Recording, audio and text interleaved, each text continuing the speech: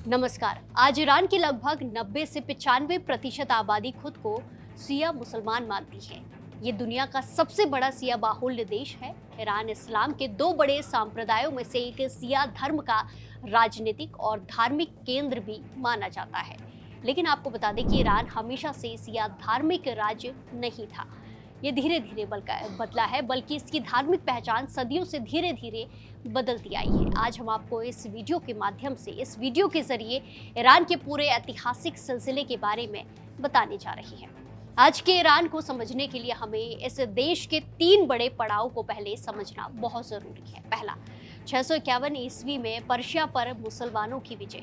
दूसरा, 1501 में सफविद शासन द्वारा शिया मुस्लिम को राज्य धर्म बनाना। और तीसरा, 1979 की इस्लामी क्रांति। इस्लाम से पहले ईरान में पारसी धर्म। इस्लाम के आगमन से पहले ईरान की पहचान पारसी धर्म से थी। पैगंबर ज़ोरोस्टर ने यहाँ इस धर्म की नींव रखी थी, जो अच्छाई और बुराई के बीच संघर्ष की बात करता था। 550 ईसा पूर्व से लेकर 651 ईस्वी तक ईरान में महान राजाओं का शासन रहा, जिनका साम्राज्य हिंदुस्तान से लेकर यूनान की सीमाओं तक फैला था। ये वो समय था जब ईरान की संस्कृति, वास्तुकला और दर्शन पूरी दुनिया के लिए मिसाल हुआ करती थी। इसके साथ ही फारस में यहूदी और ईसाई धर्म भी मौजूद थे, यानी कि देश में धार्मिक विविधता मौजूद थी। मुस्लिम धर्म का आगमन और सुन्नी शिया विभाजन। 1951 ईस्वी में अरबों की विजय के साथ इस्लाम धर्म ईरान में आया और धीरे धीरे पूरे ईरान में फैल गया। जब अरब के मुस्लिम शासकों ने फारस पर हमला शुरू किया, तब ससानियन राज की हार हुई और ईरान में धीरे धीरे इस्लामिक रंग में रंगने लगा। और अगले कुछ दशकों में बड़ी संख्या में पारसियों ने इस्लाम कबूल कर लिया। हालांकि ये जानना दिलचस्प है कि शुरुआत में ईरान एक शिया नहीं बल्कि सुन्नी बहुल्य राष्ट्र बना था। लगभग 900 सालों तक ईरान के अधिकांश हिस्से में सुन्नी इस्लाम का ही बोलबाला रहा, दबदबा रहा। पैगंबर की मौत के बाद उनके अगले नेतृत्व को लेकर आगे विवाद बढ़ा था और इस्लाम में सुन्नी और शिया का विभाजन शुरू हो गया था। करबला में अली के बेटे हुसैन की हत्या के बाद विभाजन और गहरा हो गया और शिया मुस्लिम की एक अलग पहचान बन गई थी। इसी के साथ 1501 में शाह इस्माइल प्रथम ने सफविद वंश की स्थापना की। शाह ने सत्ता संभालते ही एक ऐतिहासिक और साहसी फैसला लिया। उसने शिया इस्लाम को ईरान का आधिकारिक राजकीय धर्म घोषित कर दिया। उस समय ईरान की बहुसंख्यक आबादी सुन्नी थी, लेकिन शाह ने राजनीतिक और कूटनीतिक तरीके से पूरे देश को शिया धर्म में बदलने का अभियान चला दिया। आपको बता दें कि सफविद शुरुआत में सुन्नी और सूफी परंपरा से जुड़े थे, लेकिन उन्होंने राजनीतिक कारणों से शिया धर्म को अपनाया और इससे ईरान को सुन्नी ओटोमन साम्राज्य से अलग पहचान मिली। सफविद शासकों ने लेबनान, इराक और बहरीन जैसे अरब देशों से बड़े शिया धर्मशास्त्रियों और विद्वानों को ईरान बुलाया और बड़े पैमाने पर मदरसे और मजलिसें शुरू की गई, ताकि आम जनता को शिया अकीदे और शिक्षाओं से जोड़ा जा सके।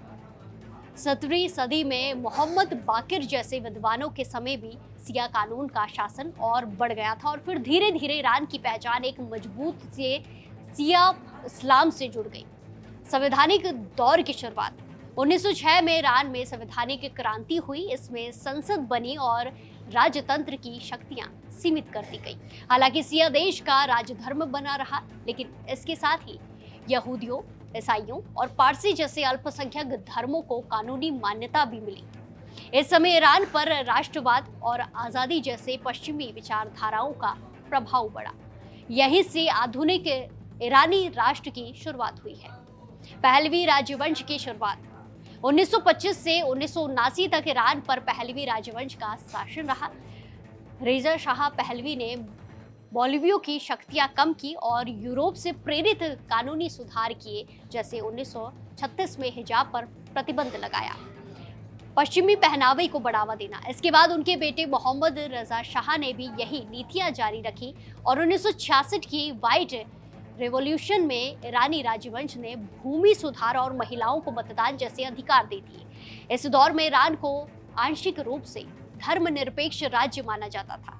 देश में सिया मुस्लिम आधिकारिक धर्म था, लेकिन राजनीति में धर्म गुरुओं की भूमिका सीमित थी, लिमिटेड थी। इस दौरान शहर तो आधुनिक बन रहे थे, लेकिन ग्रामीण समाज अभी भी काफी धार्मिक बना रहा।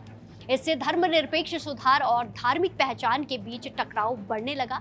1979 की इस्लामी क्रांति, शाह के शासन के खिलाफ संतोष, आर्थिक असमानता और पश्चिमी दखल के आरोपों के कारण 1978 से 79 में बड़े विरोध प्रदर्शन हुए। देश से बाहर रह रहे धर्म गुरु अयातुल्ला रूहुल्लाह खामनेई देश वापस लौटे और इस क्रांति के नेता बन गए। उन्होंने इस्लामी सिद्धांतों पर आधारित शासन की वकालत की। क्रांति के दौरान शाह को देश छोड़ना पड़ा और ईरान एक इस्लामी गणराज्य बन गया।